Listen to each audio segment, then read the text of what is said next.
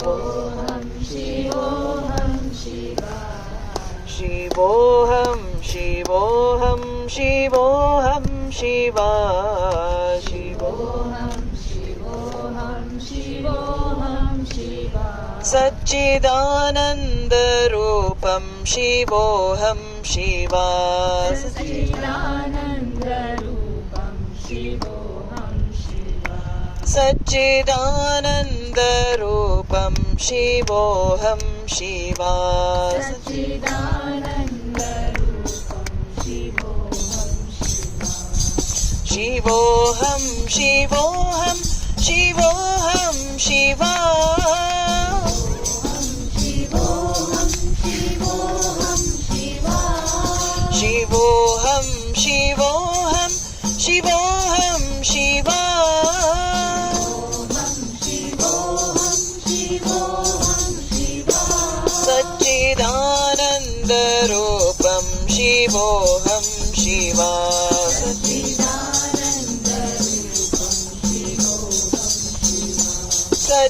Satchidananda Rupam Shivoham, Shiva.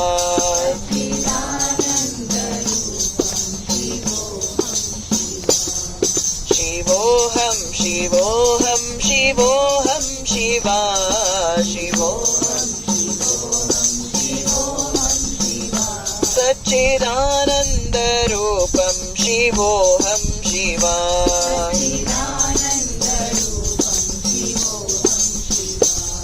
Shivoham, Shivoham, Shivoham, Shiva.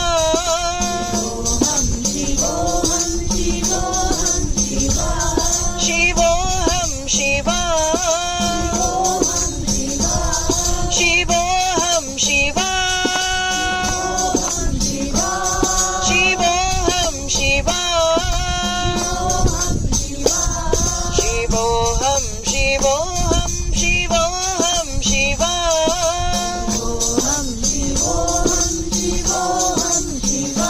Satchidananda Rupam Shivoham, Shiva.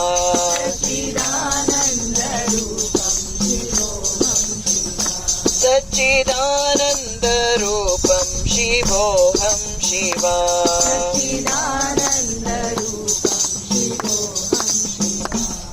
Shivoham, Shivoham, Shivoham, Shiva. Shivoham, Shivoham, Shivoham, Shiva. Om Sahana Bhavatu Sahano Bhunaktu Sahaviryam Karavavahai Tejasvinavadhitamastu ma vidvishavahai. Om Shanti Shanti Shanti. Gurur Brahma Gurur Vishnu Gurur Devo Maheshwaraha Guru Sakshat Param Brahma Tasmai Shri Gurave Namaha. Dayakaram Dayakaram Dantam Dharma Pravartakam Pranamami Dayanandam Madacharya Varam Param. Om Gam Ganapataye Namaha. Om Gam Ganapataye Namaha.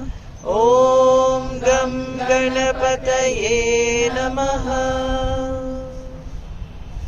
Ajnanatimirandhasya Jnananjanashalakaya Chakshurunmilitam Yena Tasmai Shri Gurave Namaha. Bhaja Govindam Bhaja Govindam Bhaja Govindam Bhaja Govindam Govindam Bhaja Mudamate Govindam Bhaja Mudamate.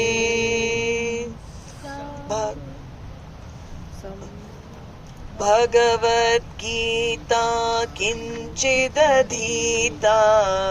Bhagavad Gita Kinchidadhita. It is on page number 14, 20th verse.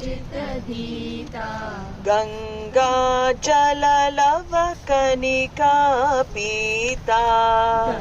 Ganga Jala Lava Kanika Pita. Ganga Jala Lava Kanika Pita. Sakrida Pike Sakrida Piyena Murari Samarcha. Sakrida Piyena Murari Samarcha. Sakrida Piyena Murari Samarcha. Kriyate tasya yamena na charcha. Kriyate tasya yamena na charcha. Bhaja Govindam, Bhaja Govindam, Govindam Bhaja Mudhamate. Very simple verses. So here Acharya says, even a little study of the Bhagavad Gita is enough. Even a small class is enough. Even memorizing a few verses for your life is enough. So, Kinchid Adita, a little study, what does it keep you away from? So, we'll see that. So, even a little study of Bhagavad Gita is enough, and it gives you the knowledge to live your life. It gives you the knowledge to navigate through life happily, joyfully, and with acceptance as well of painful and sometimes unpleasant situations, which are natural course of everybody's life. So Bhagavad Gita Kinchidadhita, he says, he advises, study the Bhagavad Gita even a little, because it gives you the knowledge for your life, how to live your life. You know, most of the time we're stuck in what decisions to make. Decision making becomes very difficult. We don't know what the right course is for us. So that is also a pressure, it is also an anxiety. Bhagavad Gita is reflecting that lack of decision making ability in human beings, because Arjuna also was not able to make the right decision. His decision was to leave the battlefield. He did not want to do what was to be done, and he needed guidance. So if we don't have actually physical guidance, Bhagavad Gita Kinchidadhita, if we study a little of Bhagavad Gita, the verses themselves, when unfolded, when understood, will give you the knowledge to live your life. So Bhagavad Gita Kinchidadhita, Ganga Jala Lava Kanika Pita. So lava is a drop. So today we're going to take a drop of Ganga Jal, all of us. Even a drop of Ganga Jal, if you drink, even a drop of Ganga Jal, it will give you Antah Karana Shuddhi. He's saying it is that special river, goddess. So Ganga Jala Lava Kanika Pita, if you drink a drop of Ganga Jal, which is considered a great purifier, we saw that in the Ganga Stotram, then Sakridapi Yena Murari Samarcha. Even if you worship Murari, Murari is a form of Vishnu, so Lord Vishnu, once even if you worship, he's just praising this knowledge, he's praising even this lifestyle. Once if you turn to Bhagavan, once if you worship Bhagavan, the one who destroys, you know, Murari is the one who destroys the Mura, the demon Mura. And you call out intensely, you know, sometimes we are drowning in this. We know the ocean of samsara, we get trapped, we're drowning in the ocean. But if you call to Lord Vishnu, call out even once, and you have that shraddha, you have that bhakti that he will save you, then what? Tasya yamena na charcha kriyate. Lord Yama cannot touch you. Lord Yama cannot come near you. Lord Yama cannot have any charcha, discussion with you. So, you know, the discussion, if you imagine what discussion can you have with the Lord of Death? I don't want to go, no, you have to go. I don't want to go, you have to go. This is the discussion that you won't even have if, and it's causal here, condition, if you drink a drop of Ganga Jal, if you worship Vishnu just once, and if you study Bhagavad Gita just a little, then you won't have any charcha with Lord Yama. Very easy things to do, right? What does he really mean there? He means that he takes away the fear of death. Death, we know, cannot be taken away. But what is mortal is going to die. It cannot become immortal. So what goes is the fear of death. So that is what is meant here. You are not afraid any longer of death. So next verse, what does he say? He says, Punarapi jananam, punarapi maranam. Punarapi jananam, punarapi maranam. Punarapi jananam, punarapi maranam. Punarapi janani jathare shayanam. Punarapi janani jathare shayanam. Punarapi janani jathare shayanam. Iha saṁsārī bahudustare. Iha saṁsārī bahudustare. Iha saṁsārī bahudustare. Kripaya pare pahi murare. Kripaya pare pahi murare. Kripaya pare pahi murare. Punarapi jananam, punarapi maranam. Punarapi janani jathare shayanam. Iha saṁsārī bahudustare. Kripaya pare pahi murare. Bhaja Govindam, Bhaja Govindam, Govindam Bhaja Mudhamate. So we all have to travel in life. Where do we travel to? Not to the US, not only to all different countries. We travel from body to body. Punarapi jananam. Again rebirth, again birth. Again birth. It's not rebirth because you're born in a... Actually, it's not really rebirth because you're born in a different body. So it's birth. Again birth. And what? Again death. Punarapi maranam. Again I'm going. I'm dying. So I'm only a visitor on this planet Earth. This planet is just, I'm an alien on this planet Earth. I'm a visitor on this planet. Because I die and I'm reborn. I die off and I'm reborn. What is reborn actually? We have to see. Is it the physical body that comes back the same way? The same name, same form? Do I come back to the same parents? No. So if you study a little Vedanta, you know that it is the Sukshma Shariram, that the subtle body that leaves the physical body, and it is a subtle body that transmigrates. So there's a big word in English, transmigration of the soul. The soul is the subtle body when we hear in English, and the subtle body takes on a new physical body depending on your karmas. So Bhagwan has already got a set of karmas for your next janma. He's got it ready. So where we'll be born, he's already calculated, where you're going to come, whose child you're going to be, what womb you're going to. So punarapi jananam, punarapi maranam. So again birth, again death. There is a verse in Bhagavad Gita that, in the second chapter where Bhagwan says, Jatasya hi dhruvo mrityuhu dhruvam janma mritasya cha, which means what is born is going to go, and what is gone is going to be born again. So that is the verse of reincarnation, and this is what he's talking about here. The cycle, when did it start? The questions come like that.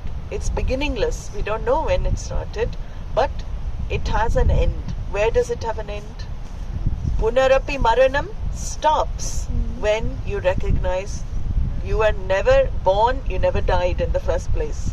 As I said this morning, like the wave recognizing, I'm water all along. When you recognize you're water all along, where is birth and death? Birth and death is for name and form wave. It is not for the water. Water is not born and it doesn't die. So in exactly the same way, there is no more maranam. Actually, we're not worried about jananam because we don't know, we're not aware.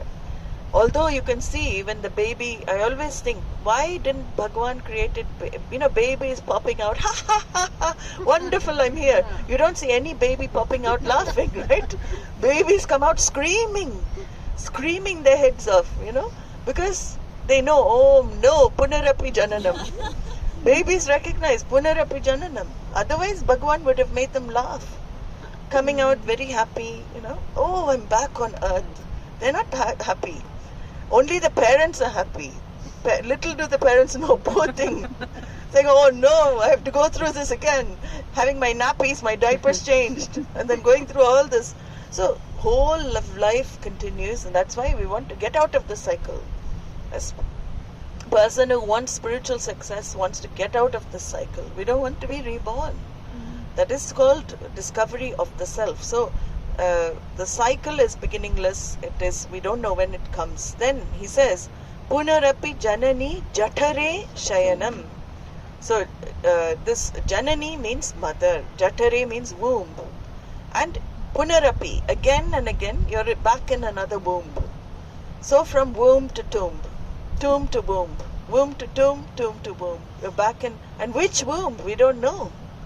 So, depending again on karmas, luckily, if the previous verse, Bhagavad Gita Kinchidadita, please do drink drop of Ganga Jal, then you will get a good womb. That is the idea. You will have a womb that is conducive for you picking up. Maybe mother goes to classes. Maybe she's pregnant, taking you with her. You're also doing Shravanam along. You're listening to, Atma, Brahman. So when you come out, you're already ready. They have done research actually. Fetuses understand when you are, in pregnancy and you play certain sounds and everything, the fetus picks up. So that's why we had, all these rituals and everything during the time of pregnancy. The mothers used to do a lot of chanting, slokas, prayers, all of this, so the child would be also very spiritually inclined. I know my own mother used to say she used to chant a lot. So now that's her problem. She got this now. So,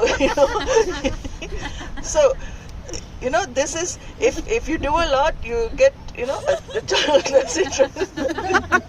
I said you did this. So this is, So, Punarapi Janani Jatare Shayanam. We don't know which Janani we're going to come into, what kind of womb we're going into. And hopefully not back into animal womb, because I've done enough punya in this life where I don't have to come back into a horse's womb or an elephant's womb or some other womb. Okay, so here what Bhagwan is Adi Shankara is saying is that as the human being, you're born actually to die. That's all. You die to be born. You're born to die and you die to be born. So it is better to get out of the cycle through investing the time wisely while you're here. Invest it wisely and learn to grow through this spiritual knowledge. And then he says, Iha samsāre bahu dustare. This samsara, life of samsara, is extremely difficult to get through. There are so many obstacles on the way. So many times you can be pulled down. So many things can happen. We saw, like the water drop on the lotus leaf. It is liable to anything happening. Anytime anything can shake it. So this samsara, he says, is very dustara. Dustara is very difficult to cross. So you cannot do it alone. You need help. We don't know how to navigate these treacherous waters alone. The crocodiles of karma, desires. And there's a very nice, if you read the Dhyana shlokas for the Bhagavad Gita, beautiful, Kaivartaka Keshavaha said there, that Bhagavan Krishna is the boatman. He takes you across this treacherous river. The whirlpools, he says, of Duryodhana, Duryodhana Vartini, The whirlpools of Duryodanas in life can drag you down, suck you in. We all have to face Duryodanas in life. And that is why he says, Kripaya pare pahi murare. It is a prayer asking Bhagavan for help. Kripaya pare. Oh Bhagavan, oh Lord, murare, please help me to cross this ocean. Only you can help me. Please help me across this ocean. That is why this text is one of conversion. Swamiji always used to say this is a text of conversion. Because when you hear the verses, the conversion should happen from samsara to mumukṣutvam. Samsara to jignasu, the one who wants to know. So, actually with this verse, the teaching of Bhaja Govindam is maybe complete. This particular verse. Everything again is Phala Shruti, what you're going to get. And there are some more verses I've picked, but these are the mains. Because it's Kripaya pare, you are the only one who can take me to the other shore. In fact, here you're saying, you are the other shore. You are the one who can help me cross, but you are the one I'm reaching also. You are the one I want to discover in my life. So the next verse I've taken is that is not the end of the teaching. It's still here we have more. This is now into Vedanta teaching. So 24, if you look, verse 24, page 16. Tvai mai chanya traiko Vishnuhu.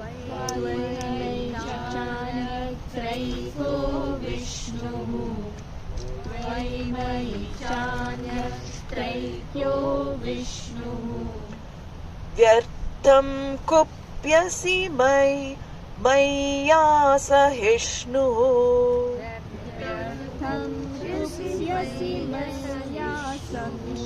Vyartam kupyasi maya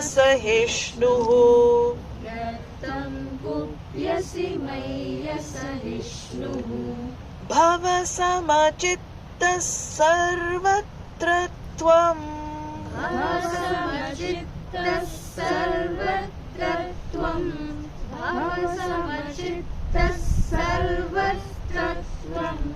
Vanchasya chirat yadi vishnutvam.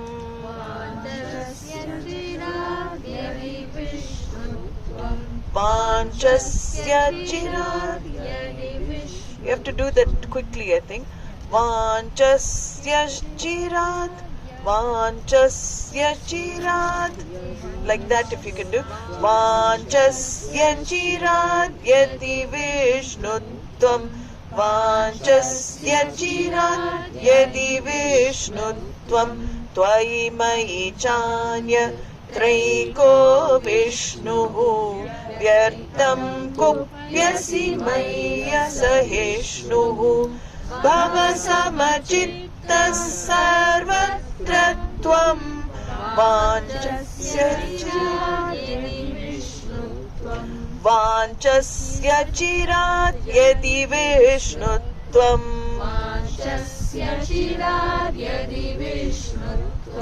Bhaja Govindam, Bhaja Govindam, Govindam Bhaja Mudhamate.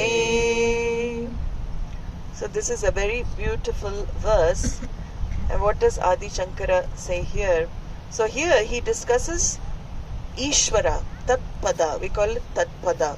So generally in Vedanta you have inquiry into three things. We begin with, initially it's three things. Three things in order to discover they're one, actually. They're one and the same. You start with Tam Pada Vichara, which is inquiry into yourself. Who am I? So if you see Gita, it's split like that. The first 6 chapters is Tam Pada. Who am I? What is my role here in this world? What do I have to do in the world? Then you have the Tatpada. Tatpada is who is Ishvara? Who is this Lord I've been worshipping all my life? Those questions come. This is Tatpada Vichara. So this whole this verse is discussing Tatpada. And the final vichara means inquiry, final inquiry on the spiritual path is the aikyam. This tat and this tvam are equated. Throughout the Upanishads you see these equations and they're called mahavakyas.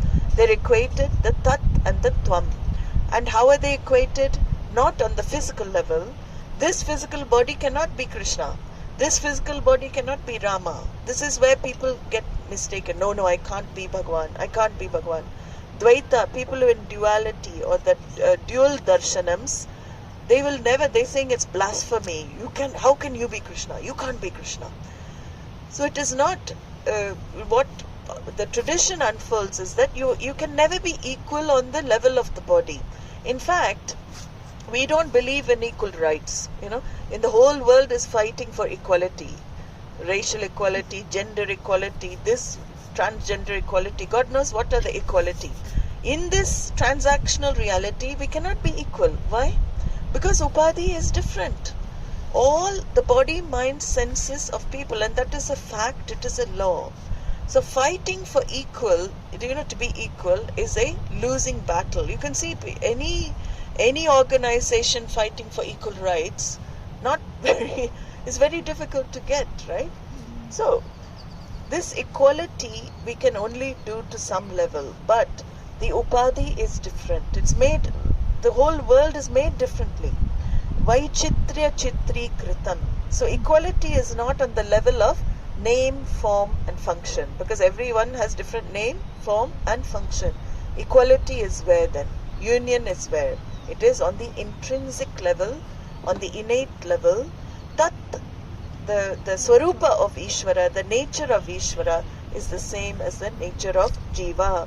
So he says here, Mai vyartam kupyasi ahishnuhu. So this is a very interesting verse, and I'm going to bring in one value from Bhagavad Gita because it goes with this verse. He says, why are you angry with me? Why are you getting irritated with me? I don't know, maybe he's talking this verse to his wife. Or why are you getting irritated with me? Some other person is asking, why do you want me to be different? You want me to be different for your own happiness. So you getting angry with me shows that you were not able to accommodate me as I am. So there is a conflict because you get angry, you want me to be different for your own sake. So he says this, why are you getting angry? Because now he brings in the knowledge. So it's interesting. So he's obviously somebody's having some fight with the near and dear, and he says, Tvai mai cha anyatraiko Vishnuhu. In you, in me, is the one Vishnu, Bhagavan. So why are you getting angry with me? I'm also Vishnu. It's nice to see like that, right? So good. When you have an argument with somebody, why are you getting angry with me? Vishnu is also in me. This is a very interesting argument. So Anyatra means, Eko Vishnu. There's only one Vishnu. And what is Vishnu? Who is this Vishnu? Vishnu means all-pervasive one. Sarvam Vyapnoti iti Vishnu. That's why Vishnu is taken here. The one who is all-pervasive, Sarvam Vyapnoti iti Vishnu. He is Tvai Mai. He is in you. He is in me. He is in everyone. He is in Anyatra. He is in all people as well. Because this person has studied Vedanta, whoever has written this verse, and what have they understood from Vedanta? That Bhagavan is non-separate from the creation. Non-separate means he is the intelligent cause. He is the intelligent cause for this creation. And as I said, he is also the material cause. Material cause means he is in this rock. He is in the trees. He is in the Ganga. Everything you see is nothing but Ishvara for us. That means non-separate. So if he is non-separate, does he skip you? No, I'm Vishnu, I am everywhere, but I don't want to be in you. I will go there. Does he skip the people given to terrorism, people given to crime? He is in those hearts as well. He is in people who we feel, they have no Bhagwan. He is Vishnu. So that's what he's saying here. Nothing is outside the Lord. Nothing is outside the Lord. So you getting angry with me just shows your ignorance. whoever this is getting angry with him, it's giving a discourse now. It shows your ignorance. You don't know who I am, you don't know who you are. Asahishnuhu means if you get irritated, if you can't bear with me, can't tolerate me, you don't understand the fact that we are Atma, that Vishnu resides in all of us, in both of us. So he says, Sarvasmin api pashyatmanam. See the one self in all. Sarvasmin, sarvatra, what is it? No. Sarvasmin api. Sarvasmin means in all, in everybody. Not just in me. See this Atma in all beings. See this Atma in all people. What does it mean to see Atma? Can we see Atma? So we have to be clear here. Pashyatmanam. Pashya means literally to see. Unless you have some kind of X-ray vision, you can't see Atma, right? Even if you have X-ray vision, you'll only see skeleton and flesh. You won't see Atma, because Atma is imperceptible. It is the most subtle of everything. So whenever the Shruti, the text, the Smriti, all these texts use the word to see, it always means cognitively seeing. So whenever you look at a person, the immediate meaning of the person is what? The body, mind, and function. You see the name, form, and function. That's the immediate meaning of the person. But when the knowledge comes, your vision shifts, and what happens? You see, no, this person is consciousness. You have that knowledge. It is so drida, it is so firm. You no longer see people as people. You interact with the body form and you interact with that personality, but you understand in your mind this person is consciousness, nothing but Atma. So that's what it means. That Sarvasmin, the truth of everybody, see the truth of everybody. Don't reject this truth of all. And Sarvatra utsrijya bheda jnanam. Sarvatra utsrijya, give up, utsrijya. Utsrijya means what? This giving up bheda jnanam, this knowledge of difference. It's very difficult, no? Because we live in knowledge of difference. But he's saying here, give up this knowledge of difference. Stop feeling, I am different from so-and-so, you are different from me, this one's different from everyone. This is erroneous. Start thinking, even if it is just a thought now, we are one. Start thinking that we are the same. Intrinsically, only this is different. This belongs anyway to Jagat, right? All the 5 elements and elementals go to form this body. Same tree has 5 elements and elementals. It is just different form. So this belongs to the world. This belongs to the world of elements and elementals. This cannot separate you from others. That's what you have to realize. Don't keep seeing the pots.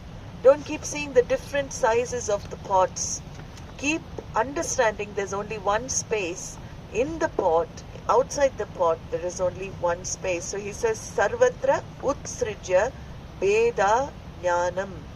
And this is very important because here in this verse, he is talking about acceptance. Acceptance of people as they are, how they are, in the relative level. Relatively, if I can't accept people, absolutely, how can I accept people? So there will always be conflicts in life if I don't see the truth of people. Conflict will be the situation. So here he's saying, see yourself, see that non-difference between you and the whole Jagat, and the non-difference between all the people, even the people who really you dislike.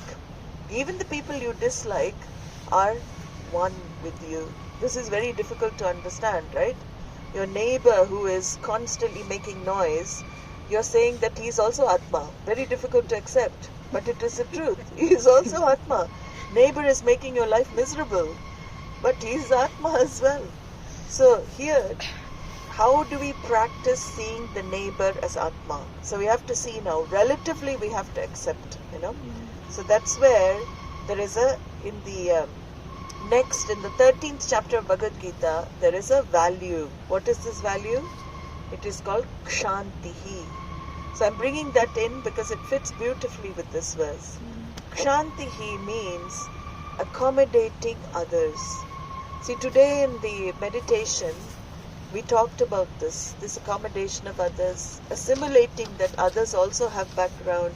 So kshantihi is about this, about not retaliating, not judging others. Immediately we want to judge, no? Immediately we think, oh, immediately we judge others. As soon as I see somebody, already my mind is in labels. This person is like this, already formed an image of the person. This is actually quite dangerous in spiritual life, to immediately judge. Do we know the background? Do we know the experiences of the person? What they have gone through? We do not know what that person has gone through. We don't know their background. So here he's saying have some peace, have some acceptance of others, and understand that your inward resistance to relationships in life is what creates sorrow for you. You inwardly resist them in your life. So your neighbor, we're talking about neighbor. Yes, you understand this intellectual level. Everybody is Atma. My neighbor is also Atma. Why are you getting angry with them? Because that is also Atma. But sometimes anger does come. Sometimes reactions do happen. So kshantihi is a value, Bhagavan says, of letting people live as they are, however they are. Letting people be who they are. Letting things be as they are. It's a very beautiful value. Accepting the other one. Understanding that in life, nobody is perfect. Is anybody perfect? We are definitely not perfect if we look at ourselves. What is perfection anyway? Perfection is just a label, right? Again, your perfection may not be somebody else's perfection. So your standards may not match the perfect standards of somebody else. So it's very silly to say that human beings are perfect. Human beings are human beings, and given the background of everybody, they are exactly the way they should be. They are exactly the way. So this value, kshantihi, is teaching on the relative level to accept people's defects. If you don't like somebody, you want to change them, is it for the person's sake you're doing? No. Why do you want to change people in life? Because you want to feel comfortable. We have to see this. People, they are the way they are, but why do I want to change them? Because I want to feel comfortable. So kshantihi is again not trying to change anybody, understanding that even if they're difficult to deal with, it is not the adult acting, it is the inner child reacting. Whatever the inner child, as the adult, the inner child comes out.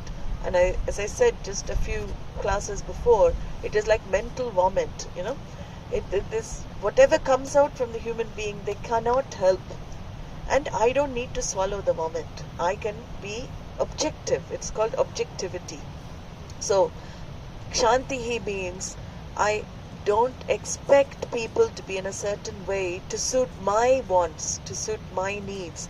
I let people be whatever they are. Because if I can discover this relative accommodation of people and situations, then absolutely I can understand that they are Atma.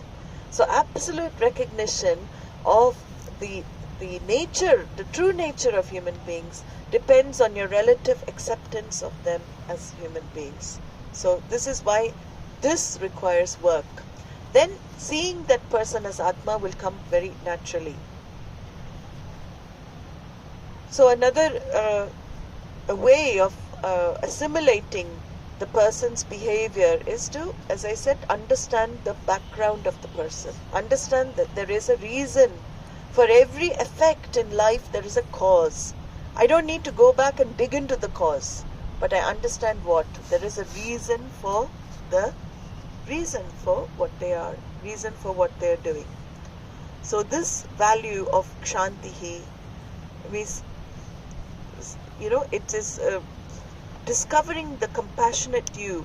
It is discovering the Bhagavan in you, the saintliness in you. Because we are all potential saints. This is what Shastra says. Only, saints don't have Shanti. Only saints don't exhibit ahimsa.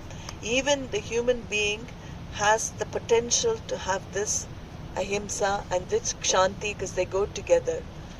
This is called compassion. This is called daya. Swamiji called Dayananda because he had it.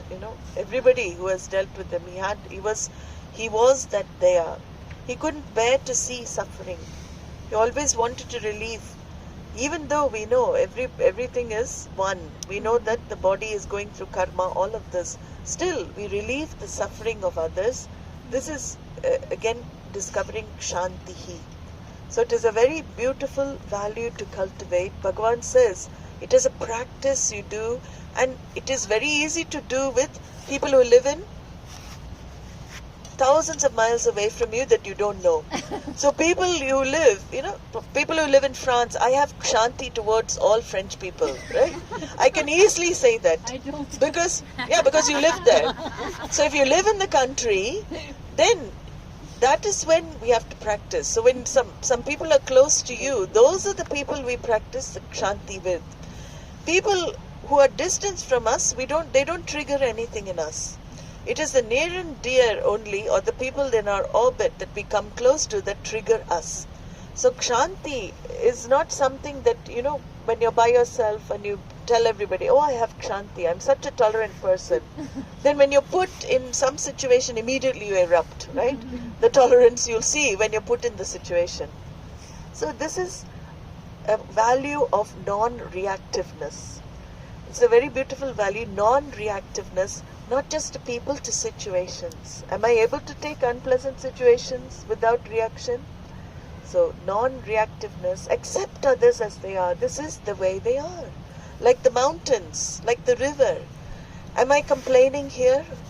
In this environment, I discover my non-complaining self. I discover my non-wanting self. And this is the self I love. That's why we feel peaceful in this environment, because there's no demand. I don't want this rock to be different. I'm not asking this rock, why are you shaped like this? You should not be shaped like this. You should be shaped like that. But with people I do it. So Kshantihi means don't shape the rocks of people. Let them be in their own shape. Let them be in their own size. Bhagavan will take care. If you want them to change, what is the best source? Go straight to the top. Go to the CEO, because he is the one who can make the changes. If you go to these small heads of department, they can't do much. Go to HR is useless. You go straight to CEO. CEO will do all the changes. CEO just has to do this, and he can do. So where is the CEO? He is in the heart. He's not in some temple. He's not only in some temple. He's there also. But he is here with you. And if he's in your heart, he says that, no? Eko Vishnuhu in your heart as well. You can speak to, your Vishnu speaks to the Vishnu in that place, that heart. And you can tell that Vishnu, please change that person from within. Vishnu, you are in that person. Oh Lord, you change that person from within. And that is the most intelligent way to change if you want others to change. So I think with that, we will leave Bhaja Govindam for today. It's going to get darker soon.